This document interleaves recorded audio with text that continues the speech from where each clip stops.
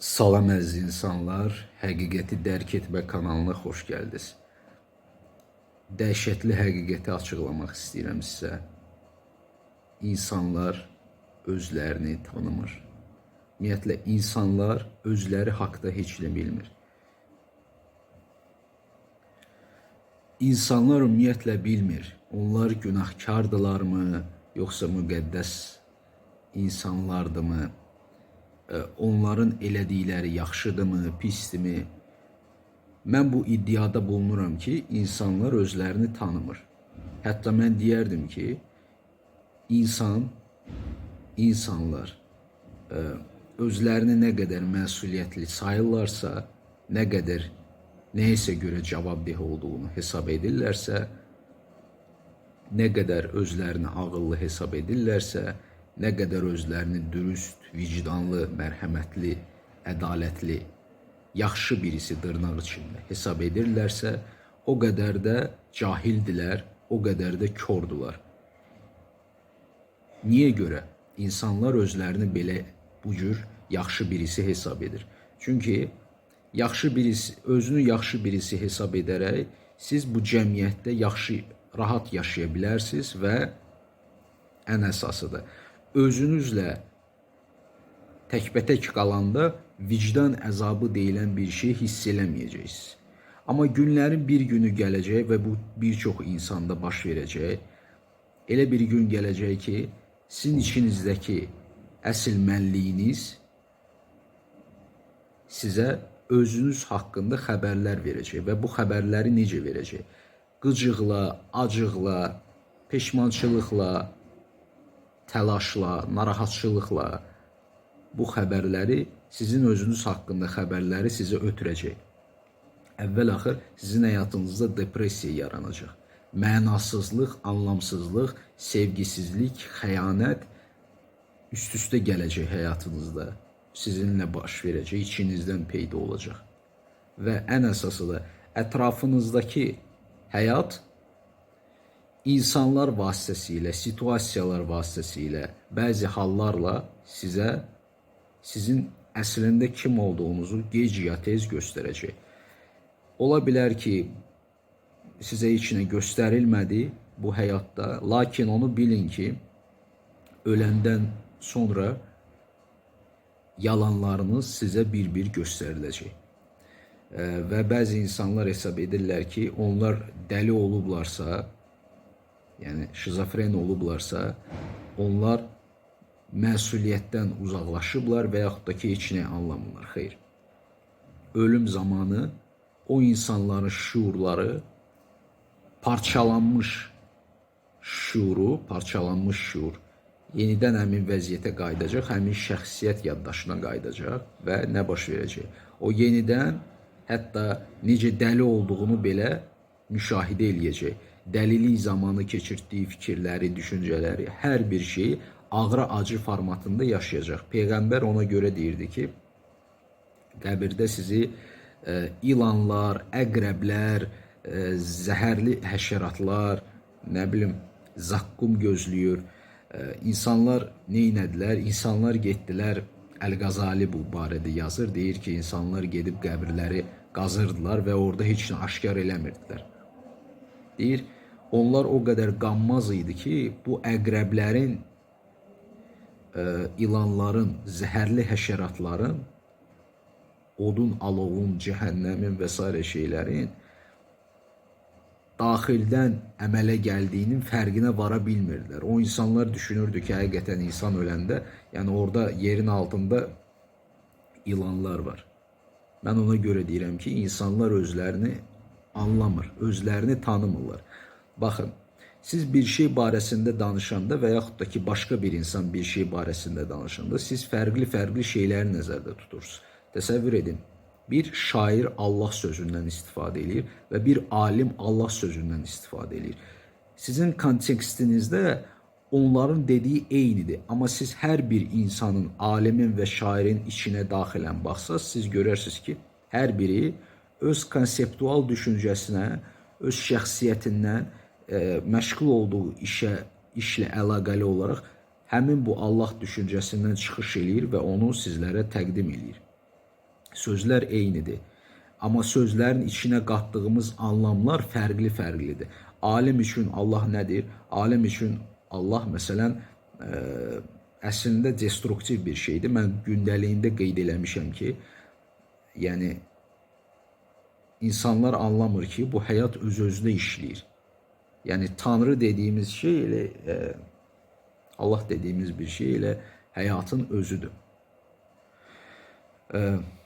O düşünür, elm adamları Allahın olduğunu qəbul eləməyəcək. Niyə görə qəbul eləməyəcək? Bəziləri deyir ki, çünki Allah olsa bu fizikada, kimyada, riyaziyyatda müəyyən problemlərə gətirib çıxardacaq hesablamalarda. Ola bilər. Mən isə deyirəm ki, daha dərinə baxsaq, deyirəm ya, insanlar özlərini tanımır. Daha dərinə baxsaq, görərsiniz ki, elm adamları Allahın olduğunu qəbul eləsə, neyniyəcəklər?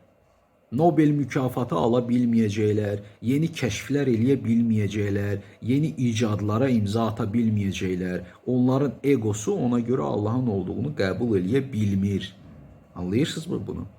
Eyni şey də şairə aiddir məsələn. Şairlər din haqqında danışanda daha biraz Allaha yaxın olurlar. Baxın, onlar üçün Allah nədir? Onlar üçün Allah duyğusallıqdır. Duyğusallıqdır, emosiyalardır, təbiətdir və s. İnsanlar özlərini tanımır. Görürsünüz, eyni sözdür. İki nəfər insan eyni sözdən istifadə edir, amma fərqli-fərqli anlamlar daşıyır. Amma siz o sözü dinləyəndə üçüncü şəxs kimi siz onların nə demək istədiyini yenə də nə edirsiniz? Yenə də öz süzgəcinizdən, ağlınızın süzgəcindən keçirirsiniz və yenə də özünüz bildiyiniz kimi anlayırsınız. Təsəvvür edirsinizmi? Yəni siz onların nə dediyini anlaya bilmirsiniz. Siz indi mənim nə dediyimi, mənim nə düşündüyümü, nə qədər bacarıqlı bir psixoloq olsanız da öz içinizdən keçirməmiş anlaya bilməyəcəksiniz. Yəni mənim dediyim sözlər sizin ağlınız süzgəcindən keçərək sizin konsepsiyalarınızdan, düşüncələrinizdən, həyat təcrübənizdən, oxuduqlarınızdan, mənimsədiklərinizdən, bildiklərinizdən, bax bu süzgəcdən, matritsaya bənzər süzgəcdən keçərək sizə çatdırılacaq. Siz mənim nə dediyimi tam anlaya bilməyəcəksiniz. Eləcə də mən və yaxud da ki, digərlərinin dediklərini tam 100%'lıq anlaya bilməyəcək. İnsanlar özlərini tanımır. Məsələn, insanlar, yenə deyirəm, bəzi məsələlər var ki, onlar orada günahkar deyirlər. Bəzi hallarda isə insanlar hər bir şeydə günahkardır. İndi görürsünüz, insanlar müəyyən edir. Məsələn, mən bunda günahkaram, bunda günahkar deyiləm, bunda haqsızam, bunda haqsız deyiləm. Mən isə deyirəm ki, insanın özünü tanımır, tanıya da bilməyəcək. Ta ki, insan öz içinə gedib özünü dərk etməyənə qədər o illüzor nəsnələrdən özünün uydurduğu ehtimallara və təsəvvürlərə uyğun olaraq biruzə verdiyi həqiqətlərdən başqa bir şeyi aşkarlaya bilməyəcək. Onun aşkarladığı həqiqətlər də əslində yalanlar olacaq. Çünki insan ta qədim zamanlardan bu yana və bundan sonra da yalan danışmaq üzrə ustada çevrildi. Təkamül nəticəsində biz cəmiyyətlərdə yaşamağa məcbur olduq deyə, cəmiyyətlərdə biz özdə böyük kütlələrin içində yaşamağa məcbur idi deyə bizim beynimiz yüklənməyə başladı. Bu da nəyə gətirib çıxartdı? Ona gətirib çıxartdı ki, biz yalan danışmaqda peşəkar olduq. Uşaqlıqda biz yalan danışmırıq. Biz öyrədilirik, cəmiyyətə uyğun olmağa öyrədilirik deyə, qeyri-kamil mənliyi bizə mənimsəyirlər deyə, biz onun vasitəsilə cəmiyyətə uyğun olmağı öyrənirik və nə edirik? Özümüzə və digərlərinə hər bir halda yalan danışırıq. Müxtəlif şəxsiyyətlərə parçalayırıq şuurumuzu, məsələn, dostumuza, qardaşımıza, fərqli-fərqli insanları göstəririk, düzdür? Dostumuzun yanında başqa, məsələn, qardaşımızın yanında başqa birisinə çevrilirik. Elə deyilmi? İndi bəziləri deyə bilər ki, bu normaldır. Bu normal deyil, bu əslində cəfəngiyatdır. Ona görə deyirəm, insanlar özlərini tanımır. Bu isə dəhşətdir. İnsanlar həyat təcrübəsinə əsaslanaraq Mesela maşınlar, texnologiya, elm, bilim, psixologiya vesaire şeyler hakkında çok şey bilirler. Bilərlər, biləcəklər də, aşkar eləyəcəklər də. Amma məsələ ondadır ki, onlar özlərini tanımırlar. Məsələn, mən sizə belə bir kəşfi deyəcəm ki, ən böyük ilahi sevgi 15 yaşında, 16 yaşında olan sevgidir. Ondan sonraki sevgi ola bilər. Amma o artıq çirklənmişdir. Şəhvətlə, egoyla, manipulyasiya ilə çirklənib. Ya mən səndən istifadə eləmək istəyirəm bir şey üçün, planlar qururam, bir yerdə yaşayacağıq. İnsanlar düşünür ki, insanların bir yerdə yaşamağını insanların bir yerdə yaşamaqlarını düşünmələri belə sevgidən əmələ gəlir. Xeyr, bu sevgidən əmələ gəlmir. Bu manipulyasiyadır, gələcəyi və s. şeylər düşünməkdir. 15-16 yaşında insanlar kitab oxumamalıdır, məqsədlərə doğru getməməlidir. Onlar ilahi sevginin içində üzməyi öyrənməlidir. Məsələn, mənim yadımdadır ki, mən 15 yaşında bir şagirdi görmüşdüm. O xanım idi. Mən onu, məsələn, mən burada durmuşdum, o da zalın o başında durmuşdu.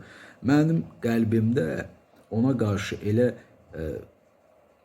böyük, ilahi, möhtəşəm, müqəddəs duyğular var idi ki, yəni o mənim üçün bir mələk kimi idi. Mələk görünürdü mənə.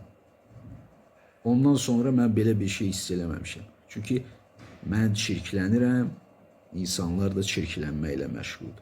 Yəni o yaşda məsələn siz əsl, həqiqi ilahi sevgini görə bilərsiniz və digər insan içində Tanrının qığılcımını görə bilərsiniz. Elə möhtəşəm bir sevgi hiss eləyə bilərsiniz ki, ondan sonraki sevgilər artıq sevgi deyil. Yalandan başqa bir şey deyil. Çünki siz, həmin insan sizin üçün müqəddəsə çevrilir. Müqəddəs qadın və yaxud da ki, müqəddəs kişi. Ondan sonra siz insanı nə edirsiniz? İstifadə eləməyə başlayırsınız. Və hər dəfəsində yalan danışırsınız. İndi insanlar var, deyirlər ki, mən yalan danışmıram, yalancı deyiləm. Yalan danışır. Özünü tanımır insan. Çünki insan düşünür ki, mən həyat təcrübələri yığaraq, müəyyən səhvləri eləyərək, mən özümü tanıyıram. Sən özünü tanımırsan. Sən elmi kitablar, dini kitablar, ruhani kitablar oxuyaraq yenə də özünü tanımırsan. Sən yalnız və yalnız öz içinə gedərək özünü tanıya bilərsən. Öz içinə getmək deyəndə nəyi nəzərdə tuturam? Yəni, sənin beynində yığılan özün haqqında yalanları səmimi şəkildə özünə qarşı dürüst olaraq bir kənara qoyub, özünü necə ki güzgüyə baxırsan, orada təmənnasız görürsən, düzdür, baxırsan, görürsən. Eləcə də özünü aşkarlamaqdır, dərk eləməkdir. Bəzi aydın insanlar deyir ki, özünü dərk eləmək 2-2-dir. Niyə görə elə deyirlər? Çünki bu həqiqətən də çox asan bir şeydir, çox rahat bir şeydir, çox sadə bir şeydir. Sadəcə bizim işimizdə o qədər yalan var ki, o qədər böyük ego var ki, biz bunun fərqinə vara bilmirik. Əslində, yəni, bu sadəliyin fərqinə vara bilmirik. Əslində, nəinki vara bilmirik, vara bilmək də istəmirik. Çünki biz düşünürük ki, həyatda sirlər olmalıdır, möcüzələr olmalıdır, mistik şeylər olmalıdır, qeyri-adi şeylər olmalıdır.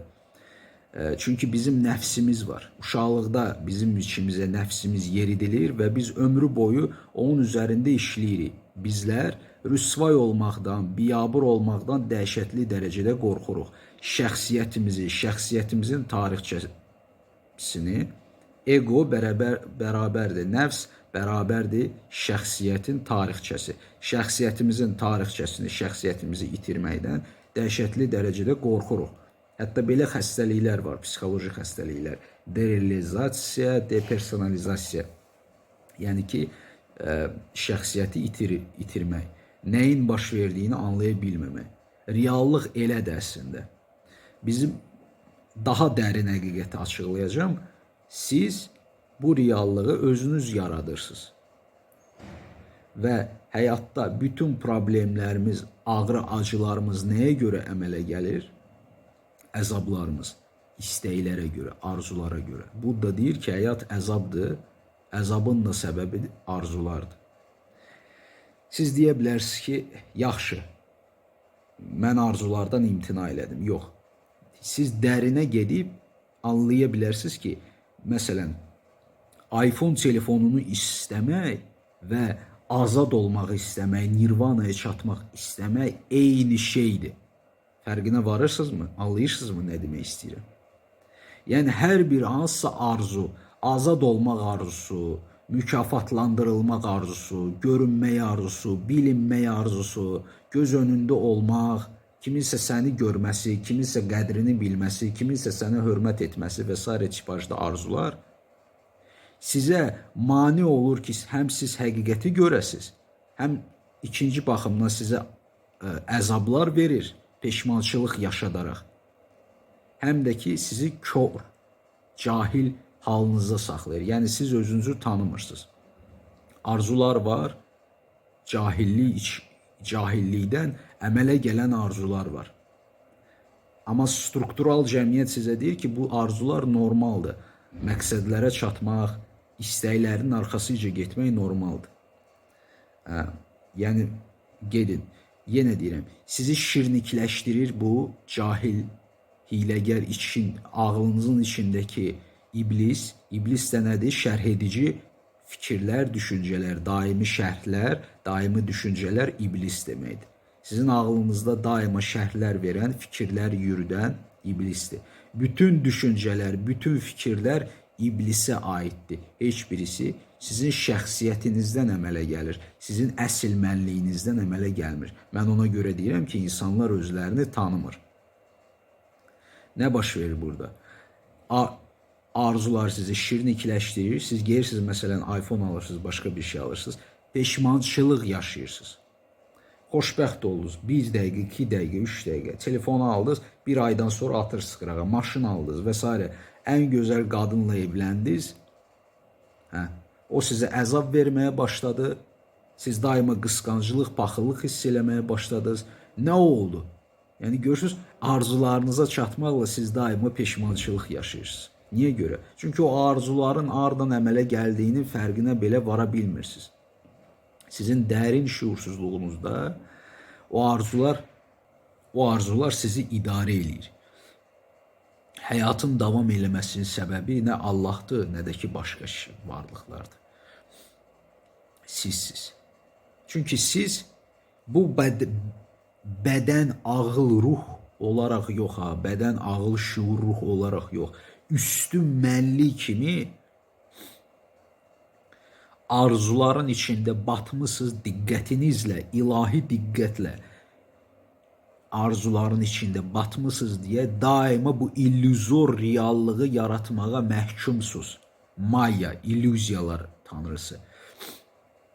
Zaman, məkan illüziyası, sizin hardasa mövcud olmaq illüziyanız, sizin bədənin içində olduğunuzu düşünməyiniz belə, nələrəsə çatıb nəsə ola biləcəyinizi və bununla nəsə əldə edib qazana biləcəyinizi, özünüzü ölümdən qoruya biləcəyinizi, özünüzü nədənsə sığortalaya biləcəyinizi, özünüzü cəhənnəmdən müdafiə edə biləcəyinizi, özünüzü pis bədənlərdə, pis taleylərdə reinkarnə olmaqdan qoruya biləcəyinizi düşünməyinizə səbəb olur. Anlayırsınızmı bunu? Yəni, bu arzular, yenə deyirəm, iblisin 2 boynuzu var. Biri mən istəyirəm, ikincisi də mən istəmirəm. Bu ikisi ağıldır. Mən cəhənnəmdən qorxuram, amma mən cənnəti istəyirəm. Parçalanma yaranır, şuur parçalanır və salam. Və cəfəngiyyat başlayır. İllüziyaların içində itib batmışıq. Biz indi həqiqətən də yuxunun içindəyik. Biz yatırıq. Çox dərin bir yuxunun içindəyik. Yuxu, cəmiyyətdə olduğumuzu düşünürük, yer planetində olduğumuzu düşünürük, bədəndə olduğumuzu düşünürük, harası çatmalı olduğumuzu, nəyisə əldə etməli olduğumuzu, harası getməli olduğumuzu, nəsə qazanmalı olduğumuzu düşünürük və bu düşüncələr arzularla qidalanır deyə biz illüzor reallığın içindəyik və özümüzü tanımırıq. Siz deyə bilərsiniz ki, mən mənəviyyatlııyam, mən dürüstəm.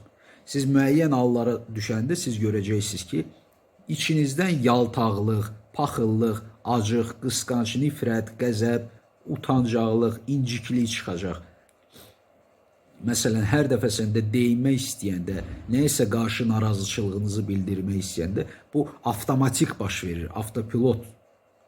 Hər bir insan içində kütləvi şəkildə baxsaz, avtopilotdur, biorobotdur. O içində nəyin baş verdiyini, ağlının necə işlədiyini belə, qəlbində hansı duyğuların olduğunu bilmir.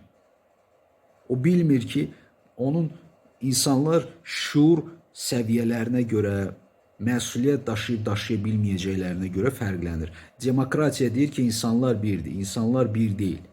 Elə insanlar var ki, məsələn, 5 yaşından diqqətlidir, ruhaniliyə meyillidir, vicdanlıdır, özünü sorğuluyur, daima sorğulamaqla, analiz eləməklə məşğuldur. Digəri isə heç nə eləmir. Digəri oradan-buradan siqaretləri tapır, çəkir. İndi cəmiyyət deyir ki, bunlar birdir, şəxsiyyətdir və s. Şəxsiyyət vəsiqəsi verir ki, bu sənsən. Bu sənsənmi? Bax, burada sənin 5 yaşın var, ha, bu şəkildə. Burada isə sənin 55 yaşın var. Hansı sənsən? Ümumiyyətlə, hansı dəyişikliklər baş verib? Dəyişikliklər necə baş verib? Sən A nöqtəsindən, uşaqlıqdan böyüklüyə irəliləmisənmi? Hə? Səninlə nələr baş verdiyini bilirsənmi? Ağlında hansı düşüncələrin peyda olacağını, sənin hansı xarakterə sahib olduğunu, sənin özündən nə olduğunu bilirsənmi? Bilmirsən. Bilməyə çalışanda insanlar nə edir? Astrologiya, psixologiya əl atır. Məsələn, arxetipləri götürür, yaxud da ki, bürcləri götürür. Çin bürcü, Hindistan bürcü. Mən 15 yaşımda olanda bunların hamısıyla maraqlanırdım. Araşdırmalar aparırdım. Numerologiyadır, Pifagorun kvadratıdır və s. şeylər. Ezoterikadır, bilgilərdir, ruhanilikdir. Bunların hamısını siz mənimsəyirsiniz. Nəyə görə? Hə? Və uzun illər boyu bu yalanlarla yaşayırsınız. Necə ki, digər insanlar, məsələn, getdi, onu aldatdı, bunu aldatdı, maşın aldı və s. Bununla bunları özü hesab edirsə, siz də həmin bu biliklərlə özünüzü onları mənimsəyirsiniz və özünüz hesab edirsiniz. Yəni, onunla sizin aranızda böyük bir fərq yoxdur. Eyni cahilliyi o da yaşayır, siz də yaşayırsınız. Bəziləri deyir, yogadır, filan şeylərdir. Heç birisi sizə özünüzü dərk eləməyə, özünüzü aşkar eləməyə kömək eləməyəcək. Yəni, bir çox insan toplum olaraq məsuliyyət daşıya bilmirlər. İçlərində nə baş verdiyini anlaya bilmirlər. Əgər bir insan deyirsə ki, mən bunu eləyəcəm, siz 100%'lik bilə bilərsiniz ki, o bunu ya eləyəcək, pis eləyəcək, ya eləməyəcək, yaxud da ki, müəyyən şərtlər altında eləyəcək və bir müddət sonra eləyəcək. Başa düşürsünüz? İnsanlar ancaq onlara önəmli olan şeyləri eləyirlər. Onlara lazım olan. Bir neçə insan var ki, hormonal sistemindən, cinsiyyət sistemindən asılı vəziyyətdədir. Siz onun üzünə baxa bilərsiniz, gözəl görünə bilər. Sigmund Freud deyir, insan nə qədər gözəldirsə, o içində o qədər iblis daşıyır. İnsanlar görürsünüz, hər bir anlamda mən sizə elə bil göstərirəm, sizə elə bil şuurumun bazarına çıxardıram və orada olan insanları göstərirəm ki, baxın, insanlar özlərini tanımır. Özünü tanımaq yalnız bax, bu ağlın necə işlədiyini, ümumiyyətlə, siz mən deyəndə nəyi nəzərdə tutduğunuzu ortaya çıxardıb, öz diqqətinizlə işıqlandırıb, sorğulamağınızdır. Bax, onda siz deyə bilərsiniz ki, mən özümü tanıyıram. Özünü tanıyan insan heç 2 saat sonra belə deməyəcək ki, mən bunu eləyəcəm, bunu eləyəcəm. Başa düşürsünüz? O deyə bilməyəcək ki, mən həyatıma görə məsuliyyət daşıyıram. O başa düşür ki, o buranı idarə eləyə bilmir. Anlayırsınızmı? Buranı kainat, Allah Taala idarə edir. Molekullardır, atomlardır, bədənin içində olan proseslərdir. Determine olunmuş psixologiyanızdır. Uşaqlıqdan nə görmüsünüzsə, osuz siz. Təbiətdir, mühitdir, yaşam tərzidir və s. şeylərdir, oxuduğunuzdur, gördüklərinizdir, tərbiyədir. Bunlar hamısı bizə təsir eləyir. Bəs biz kimi? Mən deyirəm ki, bunların hamısı siz deyilsiniz. Siz nə bədənsiz, nə ağılsız, nə şuursuz, nə düşüncəsiz, nə fikirsiz, nə ruhsuz, nə enerjisiz. Heç birisi siz deyilsiniz. Bəs siz kimsiniz? Bu sualı mənə gicbəsərlər verirlər ki, yaxşı, bunlar sən özünü tanıyırsanmı? Mən deyirəm ki, mən özümü tanımıram. Mən kim olduğumu bilmirəm. Mən aşkar elədim ki, mən kim olduğumu bilə bilmərəm. Siz də öz içinizə gedib, əvvəl-axır aşkar eləyəcəksiniz ki, siz kim olduğunuzu bilə bilməzsiniz. Şizofreniya, xaos, anlamsızlıq və dəhşətli heçliyin içində yaşayırıq biz. Bu həqiqətdir. Qalan şeylər sizin illüziyalarınızdan başqa bir şey deyil. Bu qədər. Özünüzü dərk eləyin, öz içinizə gedin, ağlınızın necə işlədiyini, sizə hansı vəziyyətlərə saldığını cəsarətlə, səmimi olaraq, səbirlə araşdırın, sorğulayın. Nədən qorxursunuz? Nə sizə əzab verir? Bu anda nədən narazısınız? Bu anda olmağınıza mane olan nədir? Düşüncələr siz idarə edirsinizmi və yox? Və s. və s. Bunun üçün bu kanalda meditativ praktikalar var. Onlardan istifadə edə bilərsiniz. Bu qədər.